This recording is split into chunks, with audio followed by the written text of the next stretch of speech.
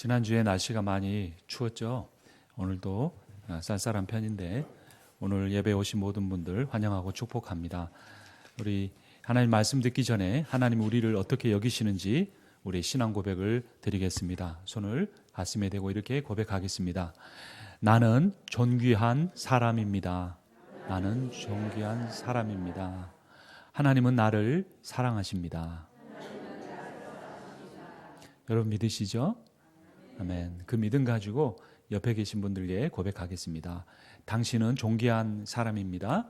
당신은 존귀한 사람입니다. 하나님은 당신을 사랑하십니다. 아멘.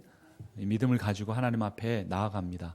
여러분 하나님 앞에 나아갈 때는 지난주에도 또 죄 짓고 실패하고 연약하고 그런 게 아니고 그거는 우리가 예배 드리기 전에 와서 좀 기도하고 예배 드리는 순간에는 우리가 어떠한 사람으로 가는 겁니까?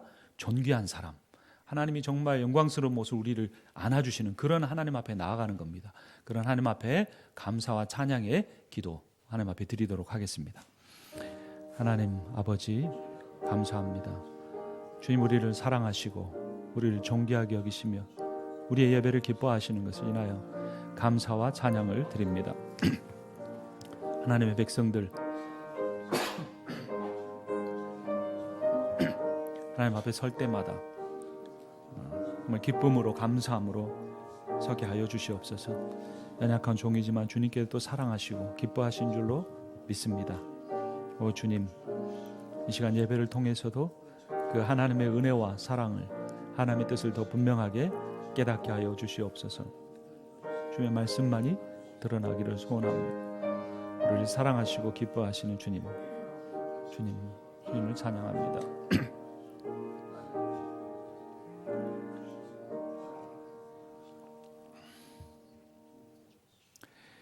하나님 아버지 감사합니다. 주님께서 우리를 사랑하시고 우리를 기뻐하시는 줄을 믿습니다. 우리를 사랑하시는 하나님의 말씀을 듣기 원합니다. 하나님 우리를 우리보다 더 잘하시기에 말씀으로 저희를 인도하여 주시옵소서. 이 말씀을 들을 때에 아버지 하나님 세상 생각이 들어오지 않게 해주시고 또 지난 한 주 동안 지내느라 피곤한 육신도 강건케 하여 주시옵소서. 우리에게 말씀에 대한 갈급함과 사모함을 주셔서 육신의 피곤함이나 마음의 상태를 뛰어넘어 성령으로 충만하여 하나님 말씀으로 은혜 받게 하여 주시옵소서. 하나님 강단에 선 종 너무나 연약하고 부족합니다. 그러나 하나님이 사랑하시고 사용하실 줄로 믿습니다. 전하는 이나 듣는 이가 다 하나님의 사랑과 성령 안에서 기쁨이 충만케 하여 주시옵소서. 예수 그리스도의 이름으로 기도합니다. 아멘. 요한복음 5장 1절부터 9절 본문을 통해 초월하는 기도라는 제목으로 하나님의 말씀을 증거하겠습니다. 어떤 할아버지가 있었습니다. 그런데 어느 날 암에 걸렸다는 의사의 판정을 들었습니다. 그 뒤로부터 마음을 닫아버렸습니다. 사람들이 찾아와도 만나주지 않고 곁에 있는 사람들에게 짜증과 화를 내기 일쑤였습니다. 때로는 물건을 집어 던지기도 했습니다. 그러던 어느 날 가족들이 그 할아버지와 가깝게 지내던 한 소년이 생각이 났습니다. 그래서 그 소년을 찾아가 그 할아버지의 상황을 알려주었습니다. 그 소년이 찾아와 할아버지 방으로 들어갔습니다. 밖에 있었는지 한 20분 동안 큰 소리가 나지 않았습니다. 한참이 지나고 눈이 빨개진 소년이 나왔습니다. 그리고 나서 할아버지가 바뀌기 시작했습니다. 이전보다 더 상냥해지고 자신의 미래를 받아들이는 모습이었습니다. 가족들이 그 소년에게 물었습니다. 너 할아버지하고 들어가서 무슨 말을 했니? 저 아무 말도 하지 않았어요. 그럼 너 20분 동안 그 안에 들어가서 뭐 하고 있었니? 할아버지 옆에 서서 할아버지 손을 잡는데 눈물이 나서 제가 울기 시작하니까 할아버지도 울었고 20분 동안 울다가 나왔어요 라고 말하는 것입니다. 고난을 당한 사람, 그 사람에게 가장 좋은 치유는 그 사람의 입장이 되는 겁니다. 100마디의 말보다 여러 가지 지식으로 권면하기보다 그 사람의 슬픔을 내 슬픔으로 담아내려는 그런 공감의 자세가 그 할아버지의 그 아픔을 받아들이게끔 만든 것입니다. 인생은 단지 먹고 사는 문제가 아닌 것 같습니다. 많은 사람들이 고민하는 문제나 기도 제목이 대부분 먹고 사는 것에 관한 것이지만 결국 어떻게 살든 결국 인생은 죽음이라는 결론에 부딪히게 됩니다. 그래서 그리스도인의 기도는 의식주의 문제나 건강의 주제를 뛰어넘어서 초월하는 기도가 되어야 합니다. 이 초월하는 기도는 우리의 인간의 결국 맞닥뜨리는 죽음 앞에서 그 이후의 세계를 준비하는 기도이고, 또 그 죽음 이전의 인생을 살아가면서 중요한 것이 이 관계라는 것을, 그 소년과 할아버지의 관계처럼 어떤 관계를 맺고 살아가느냐가 중요해서 그것을 위해 하는 기도가 초월하는 기도라는 겁니다. 초월하는 기도는 이 복음의 핵심인 사랑과 관련이 있습니다. 성경은 복음에 대해서 이야기하고 복음의 핵심은 사랑입니다. 그 사랑으로 내가 관계를 맺는 인생을 살다 가면 그 과정도 행복하고 그 이후의 영생도 그리스도를 믿음으로써 얻을 수 있다는 것입니다. 요한복음에는 7가지의 기적 이야기가 나오는데, 오늘 요한복음 5장에 그 중에 하나인 베데스다 연못가에서 38년 된 병자가 고침받는 이야기가 나옵니다. 3절에 그곳에 어떤 사람들이 있는지 베데스다 연못의 상황을 함께 읽어보겠습니다. 같이 읽습니다. 그 안에 많은 병자, 맹인, 다리 저는 사람, 혈기 마른 사람들이 누워 물의 움직임을 기다리니. 수많은 병자들이, 질병을 가진 사람들이, 장애인들이 있었습니다. 여러분, 왜 사람은 병에 걸릴까요? 왜 어떤 사람은 다른 사람보다 더 약하고 자주 질병에 걸리는 걸까요? 그 병자들이 다른 사람보다 더 많이 죄를 짓기 때문이 아닙니다. 이 세상에서 우리가 겪는 연약함의 고통의 거의 모든 것은 어떤 그 사람의 개인적인 죄의 결과가 아니고 아담의 타락 이후로 인류가 겪는 공동체적인 고난입니다. 그러니까 이 세상이 하나님의 주권을 떠나서 있기 때문에 무작위로 많은 사람들이 고통을 당하게 된다는 겁니다. 아픈 사람이나 아프지 않은 사람이나 주님 앞에서 다 죄인입니다. 아픈 사람이나 아프지 않은 사람이나 오직 우리 주 예수 그리스도를 통해 구원을 얻을 수 있습니다.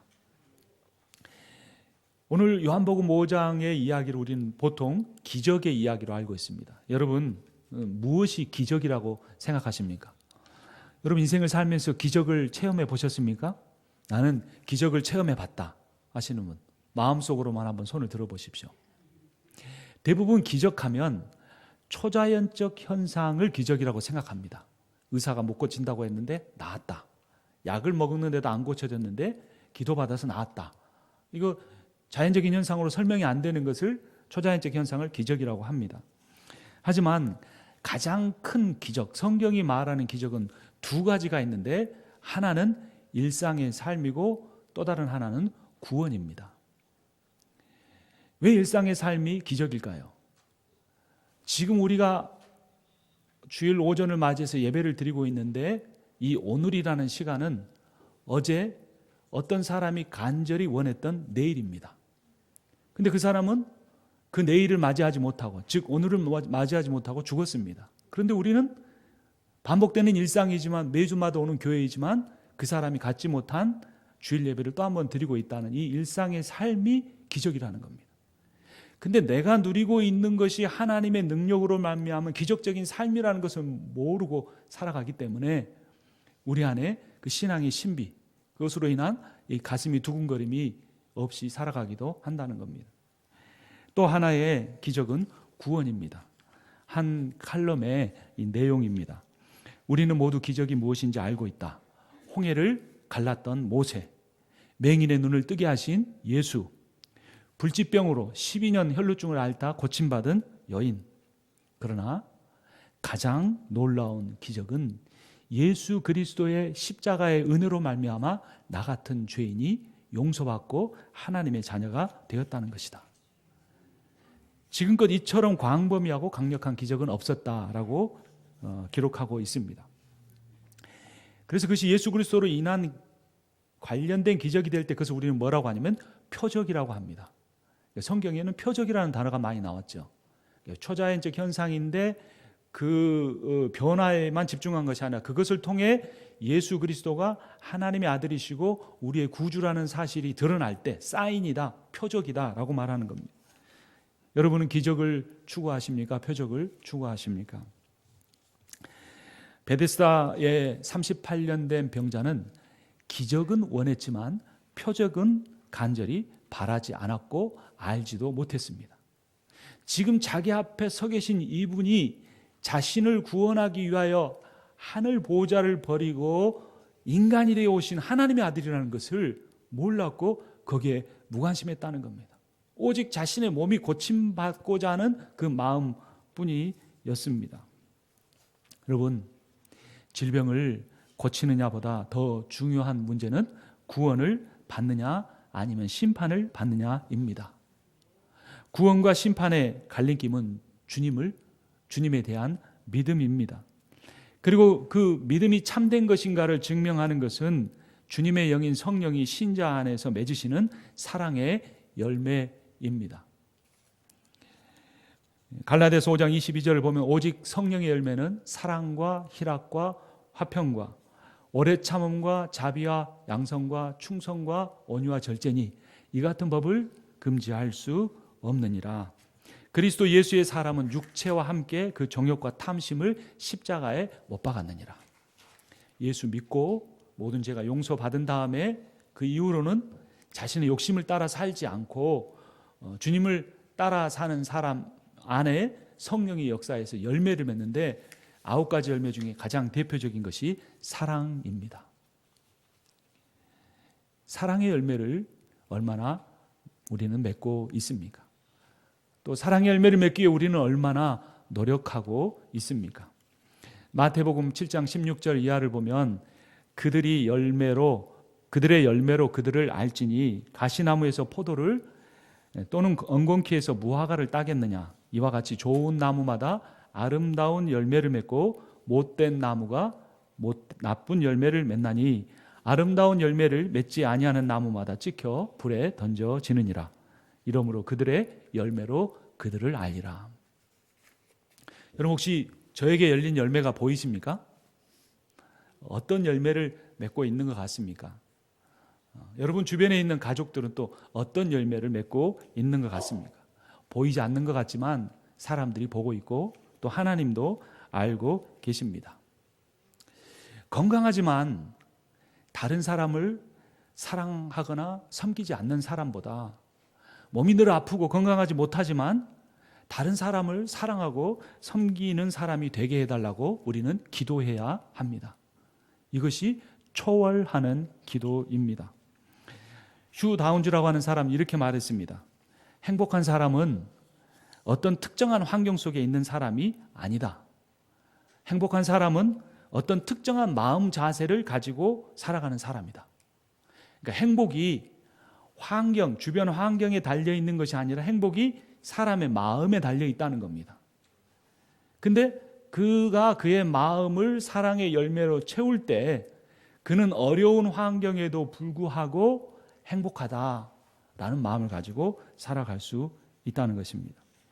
다양한 문제들과 실패들, 좌절과 실망스러운 일들의 한복판에서도 우리는 하나님께서 이미 우리에게 내려주신 이 일상의 복과 기적과 또 구원의 기적의 복을 통하여 하나님의 은혜를 느끼며 행복한 삶을 살 수 있습니다.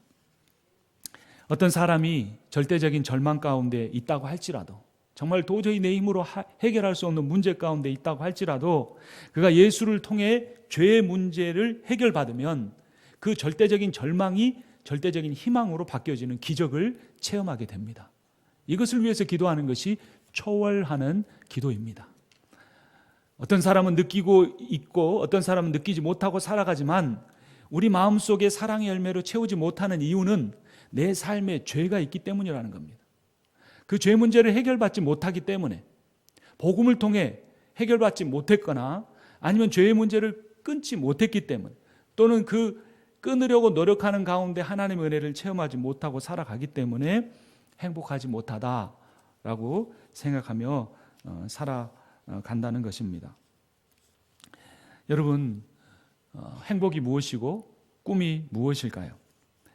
꿈이나 비전은 내가 하고 싶은 것을 이루는 것이 아니고 내가 하나님의 말씀과 성령의 인도하심에 의해서 설득당하는 것입니다. 그러한 사람이 하나님이 주시는 평안과 사랑으로 자신의 마음을 채울 수가 있고 행복하다라는 마음을 가질 수가 있습니다. 어떤 사람은 인생은 그래 이렇게 살다가 가는 거야. 결국에 죽으면 모든 고통으로부터 벗어날 수 있어. 살아있는 동안 먹고 살아야 되니까 이렇게 버텨야지 말을 하거나 생각합니다. 그러나 히브리서 9장 27절은 이렇게 말합니다. 한번 죽는 것은 사람에게 정해지는 것이요 그 후에는 심판이 있으리니 죽음이 결코 끝이 아니라는 겁니다. 영원의 출발이 됩니다. 어떤 사람은 소유를 더 많이 갖거나 기술의 발전을 통해서 고통으로부터 벗어날 수 있다고 생각합니다. 그러나 이 돈이나 의료 기술은 죽음으로 가는 길을 늦춰줄 뿐이고 오히려 고통을 받는 시간을 늘려줄 뿐입니다. 한 신문 기사의 내용입니다. 유엔에 따르면 전 세계의 노년의 인구가 전 세계의 유아 인구를 앞섰다고 합니다. 인류 역사상 처음이라고 합니다. 65세 이상의 인구가 5세 미만의 인구를 앞질렀다는 것입니다. 2018년 말 기준으로 65세 이상이 7억 500만 명이고 4세까지 만 5세 직전까지 인구가 6억 8천만 명에 그쳤다고 합니다. 이대로 2050년이 되면 65세 이상의 노년층이 5세 이하 인구의 2배가 넘게 된다고 합니다. 기술이 의학이 발전해 갔지만 우리가 살아가는 이 세상은 점점 문제 가운데 들어가는 것입니다. 히브리서 9장 10절을 보면 우리의 연수가 70이요 강건하면 80이라도 그 연수의 자랑은 수고와 슬픔뿐이요 신속히 가니 우리가 날아가니이다 라고 말을 합니다. 의료 기술이 인간의 수명을 늘렸지만 수명 연장과 함께 인생의 고통도 늘어간다는 겁니다.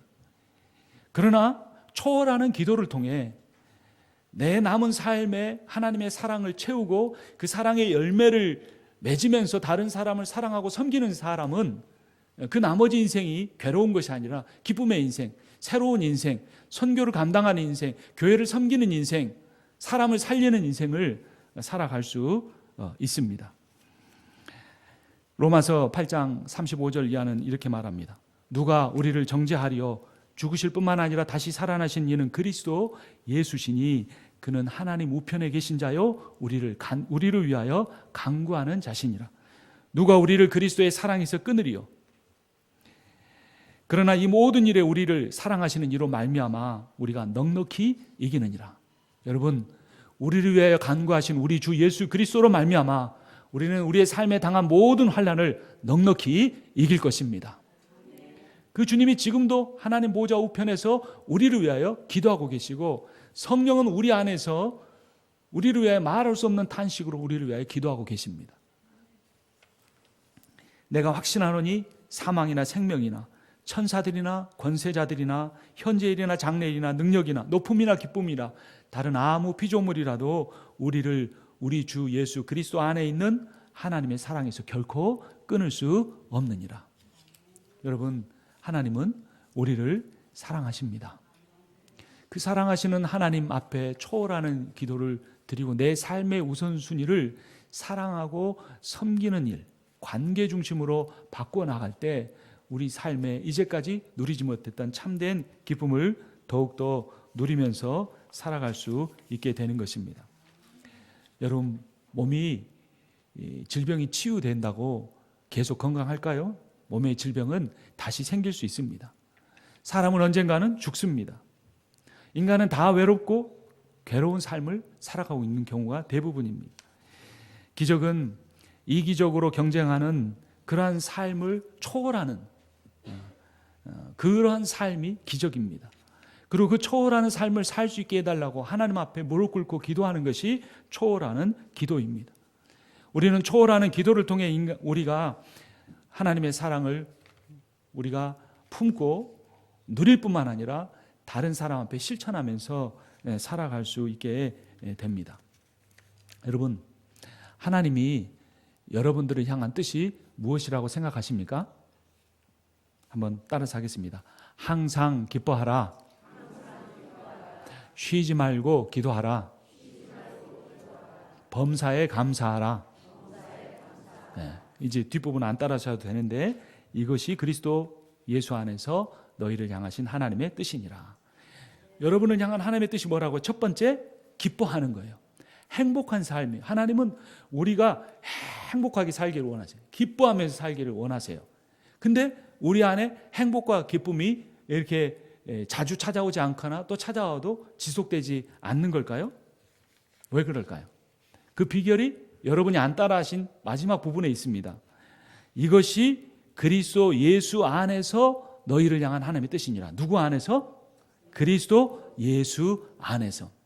그러니까 참된 기쁨은, 행복은 누구 안에 있어야 그것을 누릴 수 있게 된다는 겁니까? 그리스도 예수 안에 있을 때.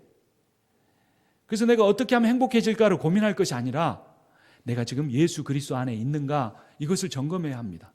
내가 고민하고 있는 문제가 예수 안에서 고민하는 것인가, 내가 가지고 있는 목표가, 내가 열심히 일하고 있는 그것이 예수 안에서 이루어지는 것인가만 점검하면 그 일이 잘 되고 있든 어렵게 되고 있든 상관없이 우리가 기쁘고 행복한 삶을 살 수 있다는 것입니다. 여러분, 한국이 참 잘 살고 있죠. 참 많이 발전했어요. 시골이든지 어디든지. 그런데 한 신문사에서 인터뷰를 했는데 당신은 지금 어떻게 살고 있습니까? 물어봤습니다. 근데 답이 뭔지 아십니까? 한 사람은 그럭저럭 삽니다. 이렇게 대답했어요. 또 어떤 사람은 뭐라고 대답했는지 아십니까? 마지못해 삽니다. 마지막 사람은 뭐라고 대답했는지 아십니까? 죽지 못해 삽니다. 여러분, 훨씬 더 좋은 옷을 입고 살고 있어요. 시골도 다 아파트예요. 길도 얼마나 좋아졌는지 몰라요. 좋은 차를 타고 있어요. 그런데 사람들의 대답은 이렇다는 겁니다. 사람들은 많이 가지고 어떤 특정한 직업을 갖고 그러면 행복해질 거라고 생각하는데 그렇지 않다는 겁니다. 행복의 조건이 돈이라고 생각하는 사람은 이런 대답을 할 수밖에 없습니다. 여러분, 행복이란 그리스도 예수 안에 있습니다. 그분은 늘 변함없이 우리를 사랑하시고 우리를 기뻐하시고 우리와 함께 하시기 때문입니다. 여러분, 편안함과 평안함이 어떻게 다르다고 생각하십니까? 편안한 것은 이 몸과 관련된 거예요. 근데 평안하다는 건 뭐와 관련된 걸까요? 이 마음과 관련된 거예요. 물론 몸도 건강하면 좋죠. 건강하지 못하면 불편하기 때문에 그렇습니다. 편안하지 못하기 때문에 그렇다는 것이죠. 그런데 몸이 건강하면서도 마음이 우울증에 걸려서 죽음의 고통을 겪는 사람이 허다하게 많습니다. 얼마나 많은지 모릅니다. 그래서 인간에게 정말 필요한 것은 육체적인 편안함이기도 하지만, 아이고 내가 언제 이 일을 그만둘 수 있을까, 언제 그만둘 만큼 재물을 쌓아놓을 수 있을까 하지만 그 육체의 편안함은 그것이 나에게 왔을 때 오히려 더 이제는 마음의 이 평안하지 못함이라는 큰 문제에 부딪히게 된다는 것입니다. 베데스다의 병자의 인생의 목적은 육신이 편안해지는 것이었습니다. 어떻게 하면 내가 질병을 고침받을 수 있을까? 근데 그의 문제는 사실 다른 곳에 있었습니다. 7절 말씀 우리 함께 읽도록 하겠습니다. 병자가 대답하되 주여, 물이 움직일 때에 나를 못에 넣어주는 사람이 없어 내가 가는 동안에 다른 사람이 먼저 내려가나이다. 그의 대답에 두 종류의 사람이 나옵니다. 첫 번째 사람은 누구입니까? 나를 연못에 넣어줄 사람이에요. 근데 자기에게는 그런 자신을 도와줄 사람이 없다는 겁니다. 그래서 자기를 도와주지 않고 떠나버린 가족이나 친구에 대한 원망이 그의 마음속에 있었습니다. 그의 마음이 평안하지 못했던 거죠. 두 번째 사람은 어떤 사람입니까? 내가 가는 동안에 다른 사람이 먼저 내려가나이다. 그러니까 이 사람은 아마 중증이었던 것 같아요. 조금 덜 아픈 사람이 이게 막 물이 동한다는 건 막 물이 이게 끓는 듯 하는데 그러면 뭐 천사가 내려온다고 생각하고 거기 들어간 사람이 낫는다고 여겼던 거예요. 그래서 자기보다 더 빨리 달려가는 사람들에 대한 원망이 그의 마음속에 있었어요. 그래서 정작 이 사람을 힘들게 만드는 것은 육신의 질병이기도 했지만 그거보다는 다른 사람을 원망하는 마음 가운데 있었던 겁니다. 그래서 예수님께서 그의 몸을 고쳐주신 다음에 나중에 그를 만나셔서 이렇게 말씀하십니다. 5장 14절 함께 읽겠습니다. 그 후에 예수께서 성전에서 그 사람을 만나 이르시되 보라 내가 나았으니 더 심한 것이 생기지 않게 다시는 죄를 범하지 말라 하시니, 다시는 뭐를 범하지 말라고 했습니까? 죄를 범하지 말라라는 겁니다. 이 죄라는 것은 어떤 윤리적인 도덕적인 뭐 이런 면보다는 그 마음속에 주님을 모시어 드림으로써 비록 내 몸이 아프고 힘들지만 그분의 사랑을 믿고 받아들임으로써 자기의 죄를 고백하고 용서받고 그 마음의 평안을 누리는 그러한 삶, 그렇게 그 삶을 누리지 못하고 있는 것이 죄라는 의미입니다. 그의 문제는 그의 몸의 질병보다 그의 마음의 원망이었습니다. 원망은 죄에서 나오는 것입니다. 여러분은 여러분의 인생이 얼마나 만족하고 사십니까? 나에게는 이게 없어. 나는 이게 부족해. 나를 도와주는 사람이 없어. 내 직장에 어떤 사람은 나를 늘 힘들게 해.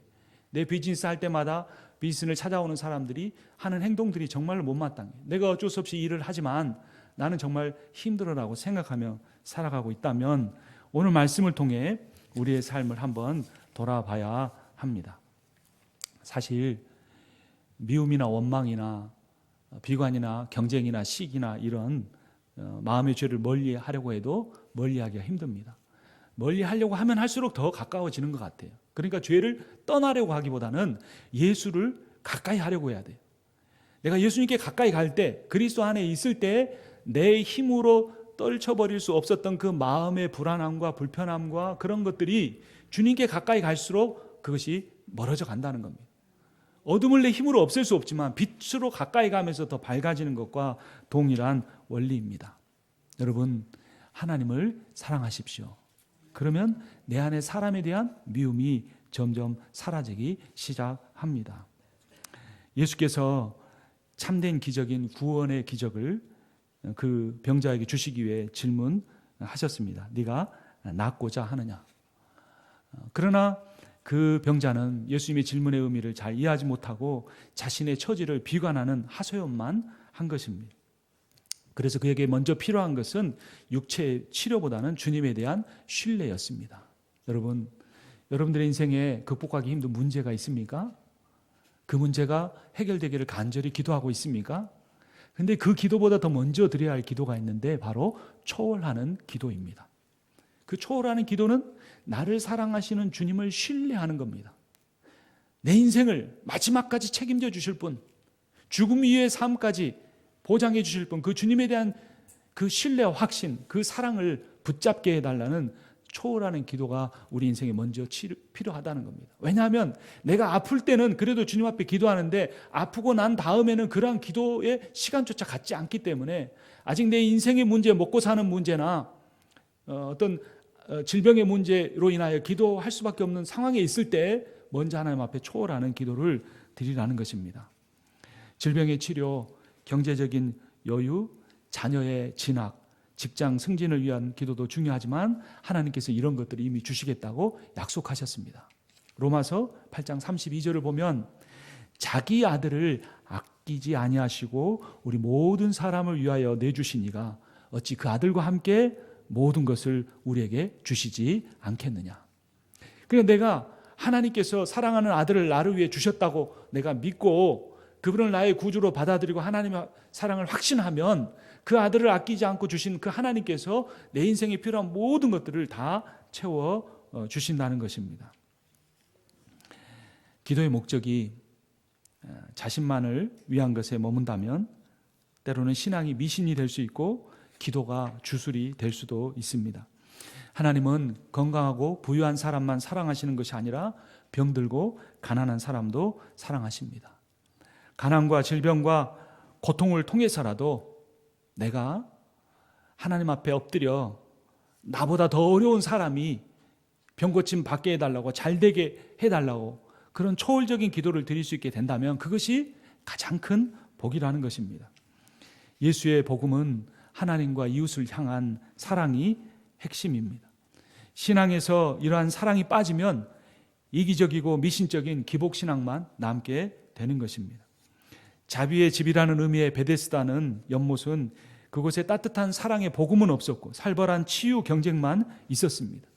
실제로 베데스다 연못에서 최근에 에피클리피우스라는 신상의 조각이 발견되었는데, 여러분 그 병원 표시에 보면 지팡이에 뱀이 꼬불꼬불 있는 그런 모습이 로고가 있죠. 그 지팡이를 가지고 있는 신입니다. 근데 그 당시에도 그리스 신화의 그런 미신적인 기복신앙의 그 신상들이 그곳에 있었다는 증거가 발견되었다는 것입니다.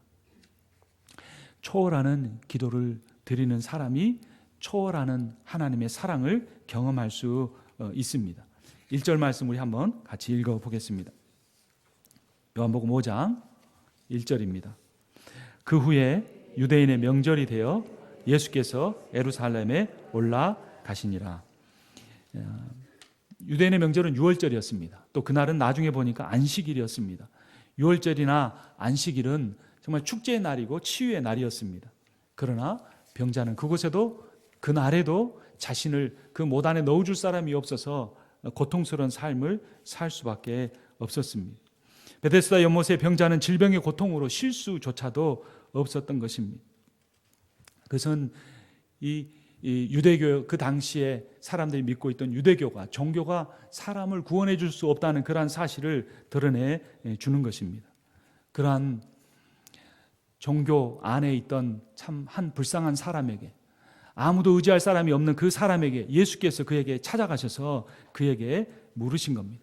그리고 낫기를 원한다는 그 사람 앞에 그렇게 선포하십니다.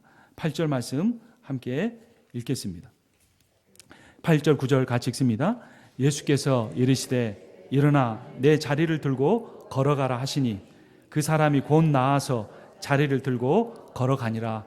이 날은 안식일이니. 아멘. 여러분, 주님이 주님 앞에 초월하는 기도를 드리려는 마음을 갖는 여러분들을 향하여 말씀하십니다. 네 자리를 들고 걸어가라.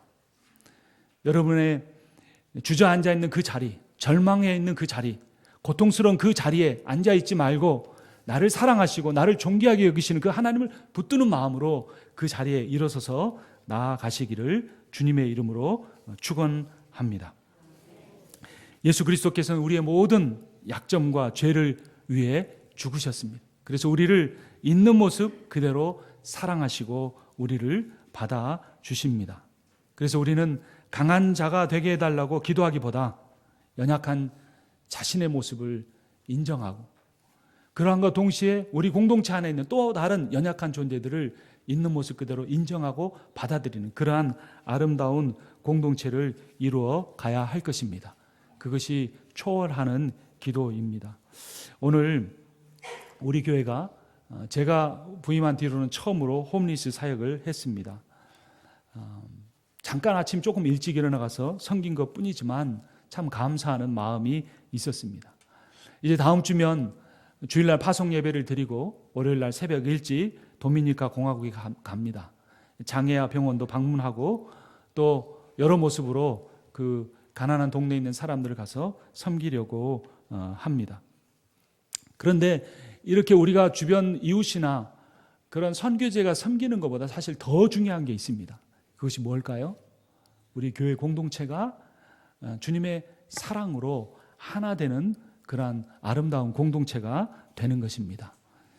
내가 내 지체들에게 관심을 갖고 그들의 기도 제목이 무엇인지를 들으려고 하고 나부터 하나님 앞에 있는 모습 그대로 받아들여졌음을 감사하고 다른 지체들을 그렇게 있는 모습 그대로 받아들이면서 나아가는 그러한 공동체가 되는 것이 우리에게 있어서 가장 중요한 일이라는 것입니다. 서로 아픔을 남기고 서로 아픔을 나누고 서로 섬기는 교회가 되기를 주님의 이름으로 축원합니다. 기도하겠습니다.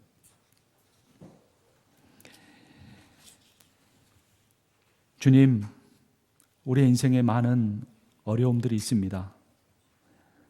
때로는 몸이 아프고 때로는 마음이 아프고 때로는 경제적인 어려움을 겪으며 우리가 절망할 때가 있습니다.